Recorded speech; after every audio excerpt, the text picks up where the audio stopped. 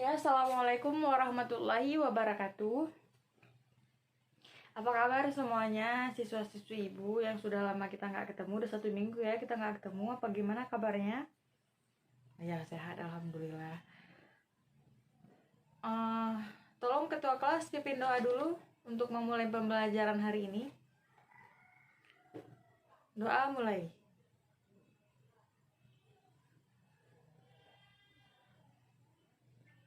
Selesai. Ibu mau cek hadiran dulu, siapa yang hari ini nggak datang? Ya, Laila datang? Ya, Laila hadir. Kemudian Rafa kenapa nggak hadir? Dia udah dua pertemuan nggak hadir, nggak ada keterangan. Oke, baik. Nah, setelah minggu yang lalu kita membahas tentang teks eksplanasi, maka pada pertemuan ini kita akan membahas tentang teks ceramah.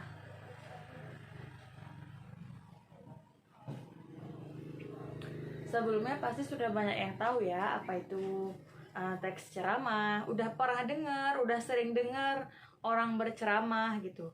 Tapi apa sih pengertian ceramah yang sesungguhnya? Ada yang tahu? Ada yang mau mencoba mengeluarkan ide tentang pengertian teks ceramah?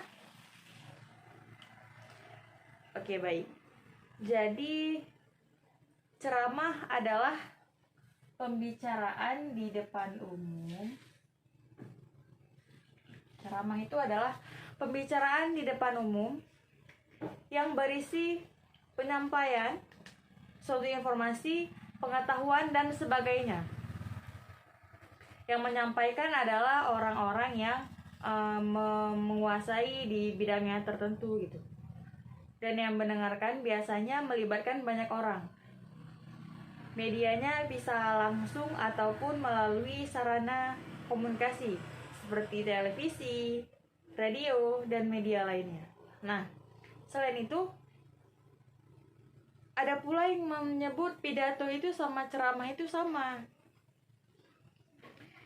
Pidato, ceramah, khutbah itu sama. Ada yang bilang seperti itu, padahal beda. Nah, untuk biar tahu bedanya apa, ini Ibu kasih tahu ya.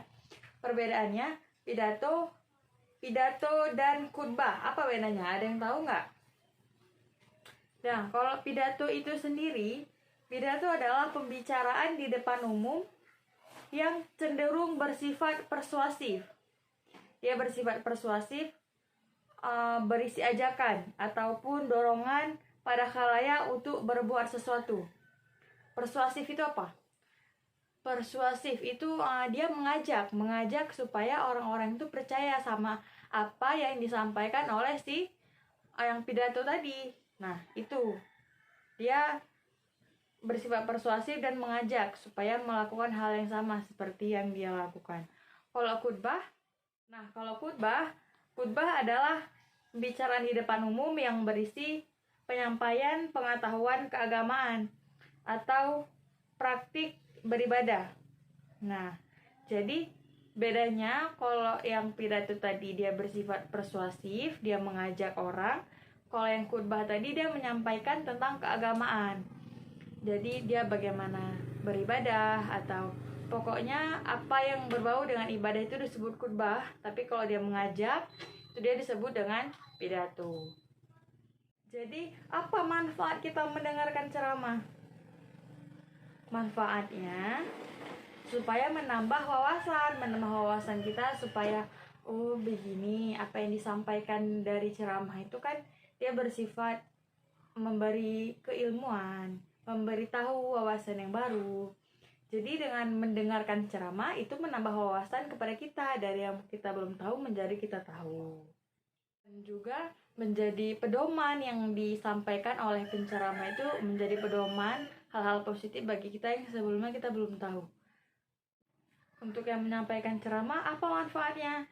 Yaitu memperoleh pengalaman, menumbuhkan sikap percaya diri, tanggung jawab, religius, serta menjalin silaturahmi antara penceramah dengan pendengar ceramah. Ada perbedaannya kan antara ceramah, pidato dengan khutbah. Ibu ulang. Kalau ceramah dia menyampaikan informasi, dia memberitahu informasi. Kalau yang pidato dia menyampaikan dan sifatnya persuasif, dia mengajak supaya orang juga melakukan seperti yang dia lakukan. Kalau khutbah dia menyampaikan yang bersifat keagamaan tentang bagaimana cara beribadah. Pokoknya segala sesuatu yang berbau keagamaan itu disampaikan dalam khutbah. Nah, siapa yang pernah mendengar ceramahnya Ustadz Somad? Ustadz Somad itu berceramah, pidato, atau khutbah? Semua Ustadz Somad itu lakukan. Kadang-kadang beliau berceramah, kadang-kadang berpidato, tapi lebih sering beliau berkhutbah karena beliau mengajak, memberitahu bagaimana cara beribadah dengan benar, apa yang disampaikan berbau keagamaan. Tapi ada juga yang disampaikan tidak melulu tentang keagamaan, ada yang sifatnya memberitahu saja. Nah, kemudian ada jenis-jenis informasi yang bisa kita kategorikan. Ini informasi dalam ceramah ya. Yang pertama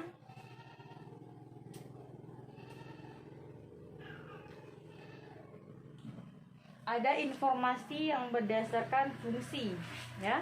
Informasi yang berdasarkan fungsi yaitu informasi yang bergantung pada materi dan juga kegunaan informasi.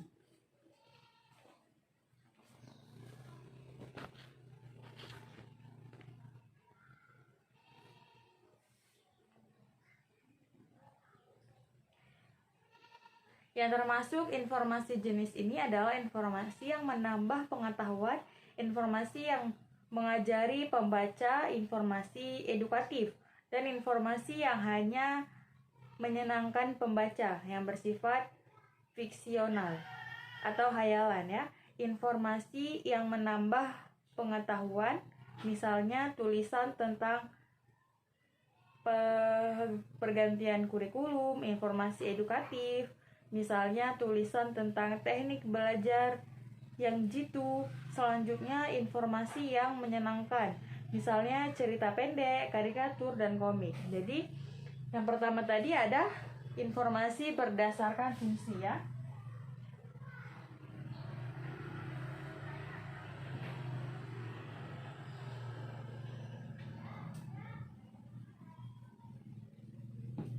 Nah, yang kedua ada informasi berdasarkan format penyajian.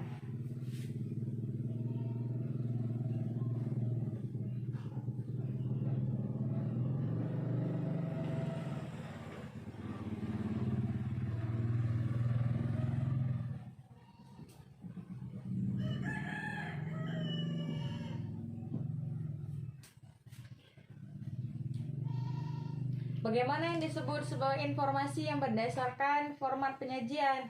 Yaitu informasi yang berdasarkan bentuk penyajian informasinya di media massa, dikenal sebagai bentuk penyajian dalam tulisan atau foto, ada kartun, ataupun karikatur. Dalam bentuk tulisan dikenal bentuk berita, artikel, karangan, atau seperti karya fiksi, itu format penyajiannya secara tulisan ya. Nah, kemudian ada informasi yang berdasarkan lokasi peristiwa.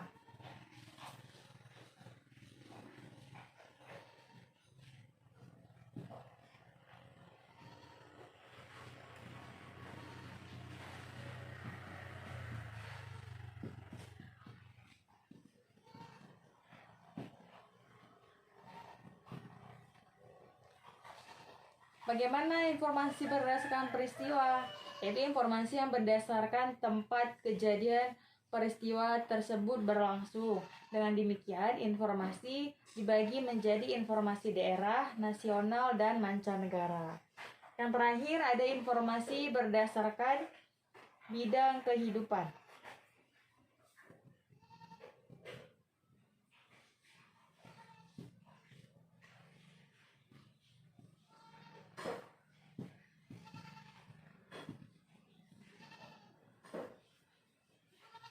Apa itu informasi yang berdasarkan bidang kehidupan?